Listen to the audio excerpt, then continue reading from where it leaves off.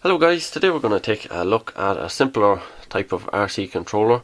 Still a kit type of a controller, but a little bit simpler than the previous designs. So this is basically the 3 generations of controller that I had, 1, 2 and 3. And basically I was trying to come up with a controller that I could use to control all the different types of vehicles that I had. So that is why I had 2 joysticks on nearly all of them. So that was for if you wanted to control an excavator, so you'd have your controls for say boom and slewing. Then you could always control your tracks with some of these sliders or something like that.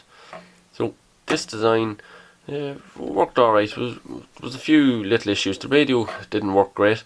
I think it was because the distance of the transmission lines, and kind of expensive. These were pretty expensive sliders.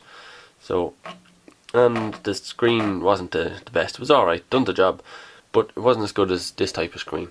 So then I had my second generation. We kept the joysticks, we moved to encoders because I didn't need 4 encoders like I did on this, because I could just hit the button and flick to a second mode. So I could have 1 control, 2 control. If I wanted, I could go 3, 4. You know, you could add as many as you wanted really with that. Well, I suppose you could have done it with some of these switches on this one, but I never actually done that. This is a brilliant controller, but it's pretty complex. If you're not into electronics, it's a little bit hard to use, because if you ever have to change any code on it at all, it's pretty difficult. And another problem I ran into was these screens. When I ordered a bunch of these screens, because this was a Kickstarter, this controller. When I ordered a bunch of screens for this, they all came in one bag, and all the pins on the back of the screens kind of hit the front panels on the screen. So I ended up with a bunch of scratched screens which weren't great, or even some of them are cracked. So that wasn't great. And then when people bought the controller without the screens, some of them were having difficulty getting the screens to work, because there's a huge array of drivers for these, so kind of awkward. So my thinking with this third generation was just to make a simpler controller that pretty much anyone can use, or anyone should be able to use it. It's basically all you need to control any sort of a truck or a tractor, anything like that. Probably not going to work so good with an excavator, but for tractors and trucks, pretty ideal. So for this design I tried to keep things simple. We have just 1 joystick here, 1 encoder, and we have 3 buttons. We have LEDs to indicate mode 1 or mode 2. So let's say you're controlling your lifting arms, hit the button. Now you're controlling your front loader or something else like that. And maybe the joystick changes as well. So in mode 1 it's for drive, and in mode 2 maybe that controls the loader. So you know, it all depends on how you program it really.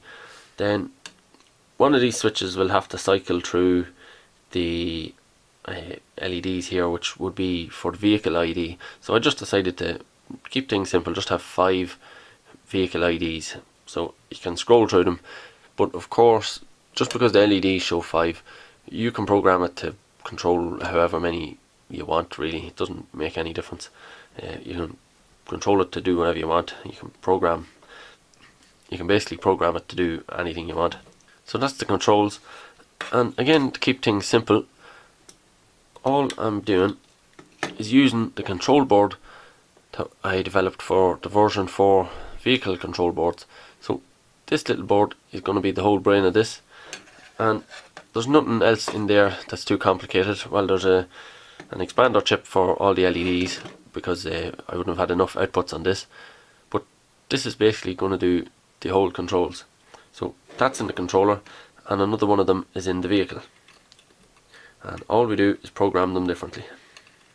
So this was the first attempt at making this controller, and while it feels pretty perfect, just as I intended it, it feels good in your hand. I probably put a battery pack, something like this, underneath here. You could just hot glue that on, and you know, that's a pretty good feel for your hand. Like it fits pretty good, I think. But there are a few problems with the design. So the biggest problem is that when I was designing this for the joystick to move, I didn't account for are standoffs where they were going to hit the plastic part of the joystick underneath. So you can see it's rubbing up against it there, and that means that it doesn't spring back the way it's supposed to. And that happens on this standoff, and it also happens on the one at the back. You can see there also that the joystick hits the bolt here as it spins around, and probably if it could go that far without hitting whatever it's hitting on the bottom here, it would probably hit that one as well. So that was just a little intro to the board. What I'll do is take out at least this standoff, maybe this one as well, and try to program it as it is and see how it works. If it works alright, then I'll get a second generation of these PCBs made with these standoffs in slightly better locations. Although there's not a huge amount of space in there, everything's pretty packed in, so I'll have to move things around to try and get somewhere that I can actually, get these standoffs coming through. But I'm sure if we move things around a little bit, it shouldn't be too difficult. So that's all for this video. If you liked it, make sure and hit the thumbs up button, and if you have any comments or suggestions, let me know below the video. And that's pretty much everything, so thanks very much for watching.